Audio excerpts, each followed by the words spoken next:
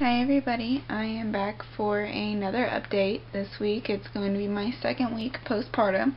Olivia's actually sleeping in bed with me right now, so I may or may not wake her up in the process of making this video. If I do, then I'll have to cut it a little short and start over again, but oh yeah, she's acting like she might get up, but I'll show you her. There's Olivia.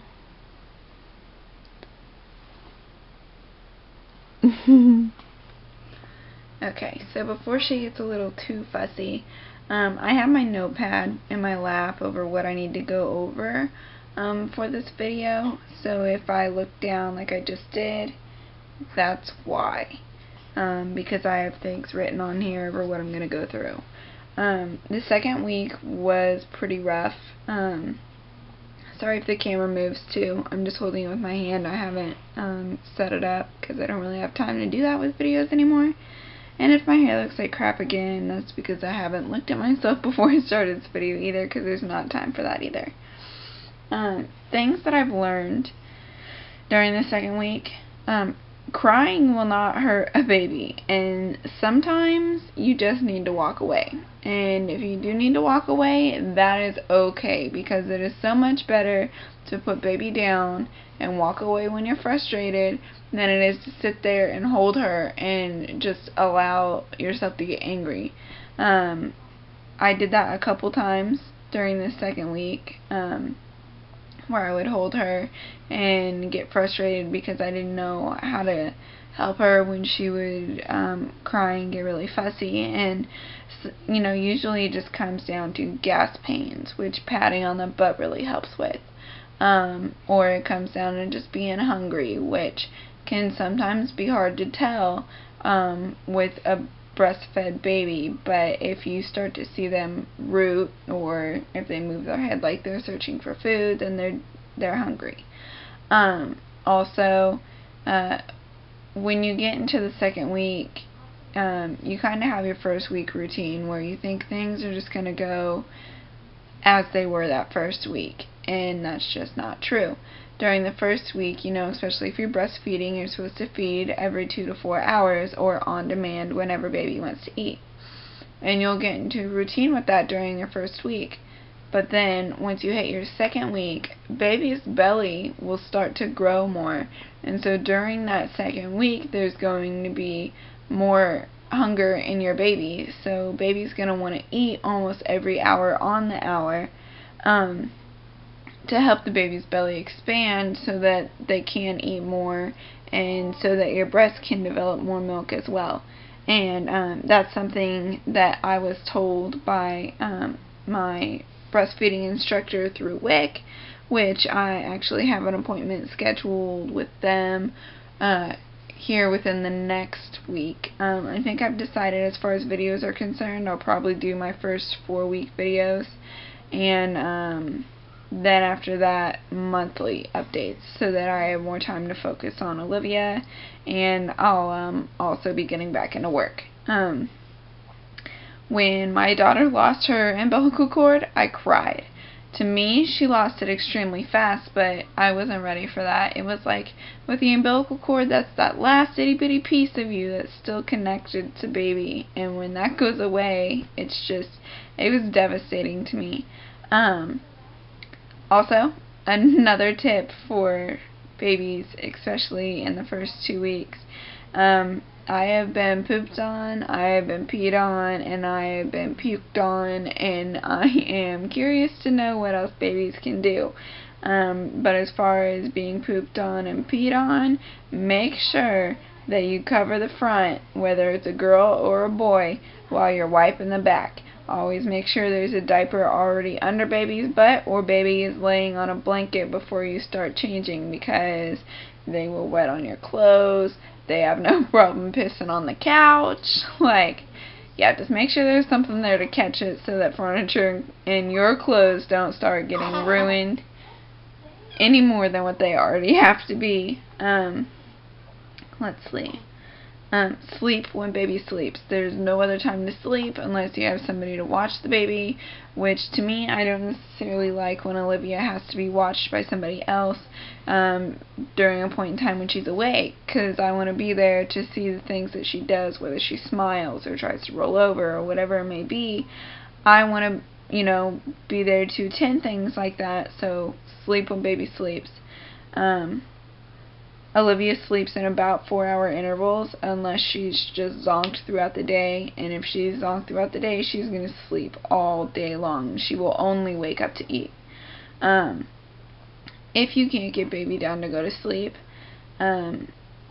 what my mom does to get her to sleep, she'll lay her on her chest and pat her butt, which I've started to do as well, and that'll help put her to sleep and get any gas out that's making her fussy. Excuse me, I had to burp. Also, baths. A nice warm bath will help put baby to sleep. A lot of people are against like Johnson & Johnson's right now, and honestly, I don't really care. But their bedtime bath stuff, that lavender, works amazing, and that'll put baby out like fast. Yeah, socks and shoes, they're cute. They're not gonna last very long. Olivia will wear socks, and socks will come off in 5 seconds. We'll try shoes. I'm sure that's not going to be something that she's going to want on, considering she won't even tolerate her socks. So, we haven't tried shoes yet, but I'm thinking it's probably going to be a waste of time. When you hold baby, always talk to the baby. Like, I find myself holding her and like just staring at her, but it's like, just talk to her, like stimulate her mind, read stories, her or him, read stories, that's always good. Have a conversation about like what holidays are coming up, or just something silly, because that keeps them, keeps them from crying, it keeps their brain stimulated. It's just an awesome way to bond with baby. And I looked up like different milestones as well, and once you get into the 2nd week, baby starts like recognizing your face and stuff. Like she'll know or he'll know that you are you when you look at him. Baby may like just completely zone off and just look like drunk or something. Obviously they're not, but it's just because their eyes are starting to recognize, and they can focus in on things to where they couldn't have during that 1st week. So everything's, every week there's something new that's going to go on, and every week there's something that you also need to do to help stimulate baby's brain, to help baby grow, basically. A lot of people are also very against co-sleeping, and I gotta say, I don't even care. If you're against it, then, you can be. I'm not going to tell you, it's bad to be against it. That's your own personal opinion. But co-sleeping with Olivia, it helps her sleep. She sleeps longer when she co-sleeps, and maybe it's more with breastfed babies. I don't want to say that 100%, but she just likes to be close to mom. And it's also easier for me, because if she gets up and is hungry, I don't want to have to get up and walk over to her crib and pick her up and adjust myself and all that to be able to feed her. That's really just a pain in the ass. If she's sleeping next to me, propped up on pillows and stuff, and I've got her in my arm to where she's not going to suffocate, whatever, then it's easier just to drop my shirt and feed her that way. So co-sleeping's okay. Time for yourself is still going to be needed. I freaked out during like the 1st week, because I was home alone for the first time with her, and I like didn't know what to do. I had to shower and like do laundry and stuff, and I was just like, how am I ever going to get this accomplished? I have this baby who's awake and like wanting to do stuff. If baby's awake, try to put baby to sleep. But my key tip for taking a shower, if you have a bouncy seat or a swing or something that baby can sit in, put baby to sleep, put baby in the bouncy seat, strap them in, put baby in the swing, strap them in, take that into the bathroom and set it on the floor so they won't fall off anything. Do not set it on the toilet, do not set it on the sink, set it on the floor. If you're going to take a bath, leave the door curtain open and just, sit in there so you can keep an eye on baby. If you want to take a shower, leave a door curtain open so that you can keep an eye on baby. And, you'll learn that you can still get things accomplished throughout the day by doing that. Also, when I was doing laundry, it was easy for me to do it. I have a baby Bajoran, like a carry-on belly sack or whatever, like a kangaroo for her to sit in, and so I just set her in that while I do laundry, and that helps a lot. But yeah, make sure that you still make time for yourself. Breathe. That's another tip. When you have baby and you get so frustrated and upset, just breathe. You're going to cry. It's going to be so frustrating, especially when you're up from 2 o'clock in the morning until 10 o'clock in the morning. Ridiculous hours like that. And it's like, if you get frustrated, baby senses that frustration. If you get stressed, baby's going to sense that, that stress. And so just remain calm. You can't fake not being frustrated or stressed to a baby. You can't sit there and have a smile on your face and, it's gonna be okay, because your baby's not feeding off of your facial expressions or what you're verbally expressing to them. They are still have a bond with you, or a connection based off of like the vibes that you give off from your body. So if you're feeling stressed and frustrated, that's going to baby, and baby's gonna cry and almost like try to soothe you, which baby doesn't need to be trying to do that this early. And all that extra crying is just gonna make things so much worse. So breathe. If you have to set baby down, set baby down. It's okay to walk away, like I had said before. You don't want to freak out or get to a point where, you're so frustrated you're like ready to shake the baby. That's not okay. So, yeah, just breathe, because I've had many times where I've like held her and I've been so tired and I can't get her to stop crying, to where I myself am crying, and then my mom has to take her and calm her down, and then I'm even more upset because my mom can get her to stop crying but I can't. But yeah, sometimes you just need a break. As I said before, patting the butt helps get gas out. Let's see.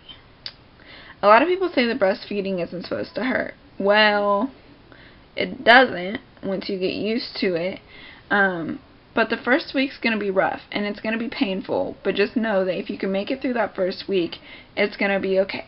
Your baby's learning something just like your body's learning something. So, she's not, or he's not going to come out and know, this is how I'm supposed to latch, this is what I need to do. It's something that's learned. Your body's going to be sensitive to that. I mean, I'm sure your nipples aren't being like sucked every 2 hours of the day. They're going to get chapped. They're going to, bleed. Like, it's just something that's inevitably just going to happen. Make sure that when you do feed, that you rub like a little bit of breast milk on your nipples. That helps to keep them lubricated. If not, I think Lancino, I think that's right, they have this like breast lubricant or whatever that's perfectly safe to put on your nipple, and you don't have to wipe it off when baby eats. You can still leave it, and that's also lubricant. It helps to keep your nipples soft and moisturized and all that.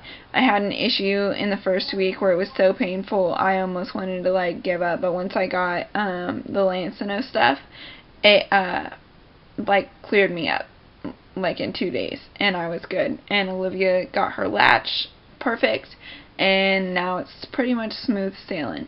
I still find it a little bit more comfortable to pump than I do to actually put her on the breast, but we're still in the process of learning. It's not something that's going to be picked up immediately either. It's something that's going to take time. Also, when breastfeeding, make sure that if you pump and you use a bottle, that you keep the bottle like angled flat and the baby's head tilted up. That way the baby's still having to work for the milk. If you tilt the bottle up like you would a normal formula fed baby, gravity is going to pull that milk out way faster than baby can pull the milk out of your boob.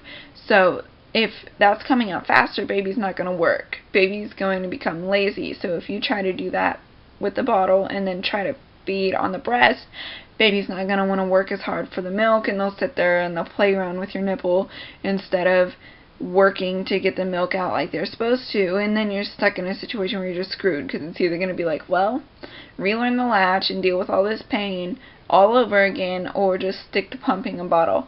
So I of course reworked the latch and dealt with the pain all over again, because she did become lazy when we tried bottle feeding, upright to where gravity can pull it all out. But to fix that so that it's even between bottle and breast, just keep the bottle flat when you feed them and tilt baby's head up so that they have to work to drag the milk out. A baby on the boob doesn't necessarily have to be burped the same way that a baby on bottle would. If you're doing bottle, baby's of course getting air, so make sure that you burp them immediately so that can get out and they're not having gas pains and stuff. When they're on the breast, if they're feeding the proper way, air is not getting in where there's milk getting in. If it happens, it happens, but you don't need to burp your baby immediately. You can wait about 30 minutes to an hour. You'll know if they're gassy. If they're gassy, go ahead and burp them. But if you wait, not as much breast milk is going to come up as if you do it immediately. Breast milk digests very quickly, and if you do it immediately and they lose a lot of breast milk, they're going to be hungry. Your breast will not get a break. And so yeah, just make sure that you wait a little bit when burping baby if baby's on boob. Don't wait if baby's on bottle. Let's see. I wish somebody would have told me how disgusting the bleeding is after you have a baby. It is very painful. Not the bleeding itself, of course. After I had my baby, I had,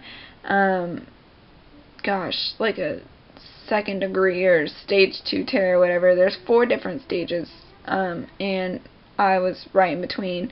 So it wasn't bad. I still had to get stitches, but they gave me like this little squirt bottle and these little numbing pads and this numbing spray, and so that was pretty painful. In the hospital, it's going to be painful. The first couple days, it's going to be painful when you're at home.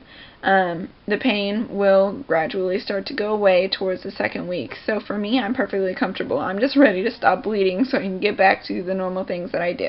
I'm pretty sure that my stitches have already dissolved. I can feel, and I don't feel stitches there anymore. So yeah, but the bleeding is really gross. You're gonna think, oh, it's just gonna be like blood, like a period for like 6 weeks or whatever, however long that you would bleed. No. It's blood and discharge, and it's just disgusting, and you have to wear these fat giant pads that are like diapers to catch it, and it's just gross. And I mean, there's no way around it. There tends to be like an odor to it. I mean, it's not like a strong odor, and if it is, then you'll want to be concerned that there's infection, but it's pretty nasty. Once you have a baby, you're going to be constipated. So if your doctor doesn't or hasn't given you stool softeners, you'll want to get those because it'll help so much. But I tell you what, it may sound disgusting, but that first bowel movement after you have a baby is the most wonderful feeling in the entire world. Like, you just feel so relieved and like your gut's empty, and it's amazing. Nothing beats that feeling. As far as, getting back to my normal life, I'm actually going to the gym tomorrow, so I'll definitely start getting more in shape. As far as Jamal and I are concerned, he has left me again, so I don't really know how things are going to play out anymore. I don't really care. I guess, I'll just take it as it comes and deal with whatever comes my way. He does see Olivia when he can. The lady that he lives with does no longer have a, oh gosh, this is disgusting, no longer has a car, so she can't bring him over, and his friends are not being awesome and will not drive him this way. So, as far as I'm concerned, you know, if he wants to see his daughter enough, he'll find a way to get here. I'm a little frustrated because every time that he showed up, he has a new tattoo, yet he could easily be spending that money to get a taxi to see her, but that's just my process, or thought process. Not everybody thinks the same that I do, or at least he doesn't, or he thinks that I don't understand certain situations. I just mess that up a lot, but yeah, that's where we're at. But we did kind of talk today. He says that he does want to be a family, but I just don't know how things are going to work out. Tomorrow we're actually going to take Olivia to the park for the first time, so tomorrow evening. Of course she's too little to be able to play, but she can sit in her stroller and we can go for a walk, so we'll do that and maybe hold her on a swing or something. We'll see how that goes. Hopefully it'll be fun, but I will be getting Jamal to participate in the park. So I also, what I had to do during her first week, which I didn't really expect to have to already do, was go buy her like a bunch of toys. So I've already spent like $100 on baby toys, but she's like she's just growing so fast, and like she wants stimulation like for her mind and her hands and stuff, so she'll lay down on her play mat and like bat at her toys, and it's awesome. It's a lot of fun to be able to play with her, watch her play, or like smile because she's, you know, excited. And I think one of my favorite experiences so far as being a mom would be, you know, holding her and seeing her smile all the time, and I'm really excited for when she laughs. So when she does that, that'll be a fun video update. Her eyes, as far as them possibly being light, I'm pretty sure that's out the window now because they're definitely starting to turn brown. They are still a light brown, and they do still have the blue like outer ring to them, but they're still getting brown. I think I'll be lucky if they end up hazel, but you know, we'll see and play it out. And so we're in our second week and our eyes still haven't set in yet, and I'm really not sure how long that's supposed to take because I've heard a lot of people say different things. Like somebody said 2 weeks, somebody said like 4 months. If anybody knows for sure, please let me know. I'm really excited. I haven't been out in so long. So this coming up Sunday, my mom's going to watch Olivia, and I'm going to the club, so that'll be fun. Number one thing that you're really going to have to purchase, especially if you're breastfeeding, is going to be breast pads. Not so much in the first week, but once you get into that second week, definitely. I've already gone through one box and had to go purchase 2 more boxes. They run about $5 a box, and they usually have between like 35 and 40 different breast pads in them. And breast pads don't come like with 2 in a thing in like a little plastic wrap. They come separately, so you're gonna use more than what you would expect. So it says 36, but it's not like 36 sets. It's like 36 individual ones. So you're using twice as many as what you would expect to be using. She rolls to her side. She can't get past her arm. So we do tummy time and stuff like that. Let's see. And her gas and bowel movements and stuff, like that's good, but she has like grown man farts. It's disgusting, but I can't help but laugh at her, and it's kind of cute too, but she's ridiculous. As far as postpartum depression, I didn't really have postpartum depression, and but you know, there's a time frame to where it can happen. I was really happy immediately after I had her. I wouldn't consider it to be depression. I guess when I think of depression, I think of like serious depression. I've had depression before, and when I've had it, it's been serious depression. So anything that I've dealt with recently doesn't even amount to what I've dealt with in my past. So, I mean, if I get sad because my mom called herself mom on accident, whatever, okay? If I get sad because Jamal's not around as much as what I want him to be, whatever. I mean, of course, things like that do bring me down a little bit, or make me, cry, or feel unwanted or not cared about. Those are natural feelings, and your hormones are going to be all over the place for a little bit. So the crying and stuff like that is totally natural. Don't chalk up being emotional to postpartum depression. Depression is something very serious, and be concerned if you don't want to hold your baby. Be concerned if you look at your baby and have negative thoughts. Be concerned if you feel no attachment. Those are signs of postpartum depression.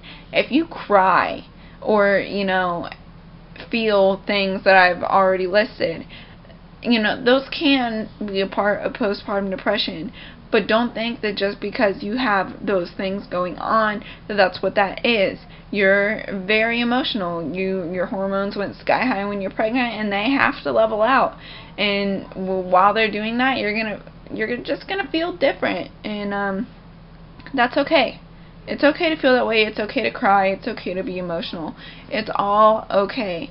But as far as depression's concerned, no, I don't believe that I've gotten postpartum depression, and that's something that I was concerned about that I might get, but no, I haven't.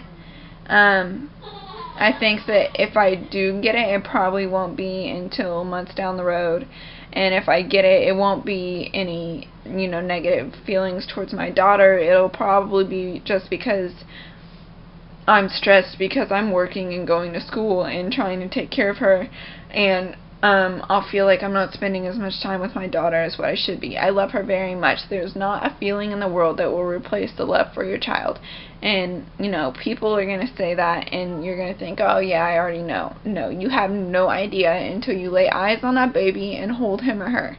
And as far as doing a labor and delivery video, of course that's something that I'll do. It's going to be a while until I get to it, though. There's a lot of pictures and stuff that I have to put together, and I really want to make it a neat video. However, there's not a lot to say about my labor and delivery, but I will make a separate video for it. My weight before pregnancy. I played rugby before I was pregnant, so I was not, fat, but I was very toned and muscular.